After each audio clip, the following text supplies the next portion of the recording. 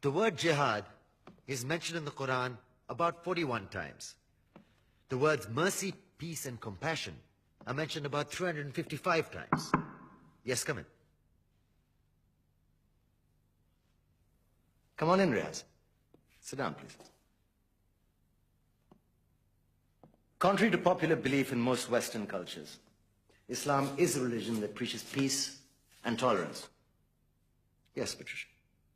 If Islam truly is a religion that preaches peace, then how come the world's most troubled spots, the West Bank, Afghanistan, Pakistan, Iraq, they're all plagued with Islamic terrorism? Well, that depends on your definition of terrorism. Some might argue that the U.S. invasions of countries like Iraq and Afghanistan are also acts of terrorism. No, those were acts of war to get rid of despotic regimes. Or a means of getting at a country's oil. Conspiracy theories. Well, May I? Yes, please. Go ahead, Riaz. Mr. Khan is right. I mean, if we're talking about terrorists, the world's biggest terrorists are the white superpowers. Come on now. No, really, stop and think about it. Explain 9/11. Okay. Do you know how many people died in the Twin Towers strike? Around 3,000. And do you have any idea how many people died in the bombing on Afghanistan? Take a wild guess. More than 15,000 people died. And that's just conservative figures. About 50,000 tons of explosives were dropped on innocent civilians.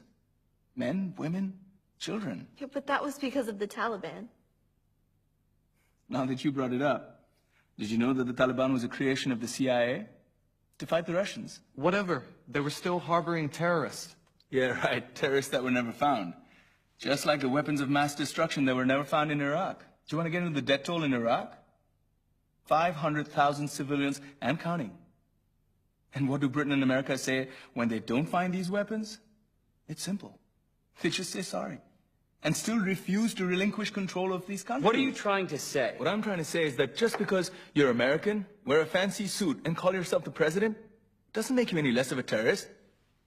I'm saying that if you don't stop meddling in other people's countries, you will face a backlash. If Muslims like you feel that way, then why don't you get out of our country? We will. As soon as you promise to leave ours.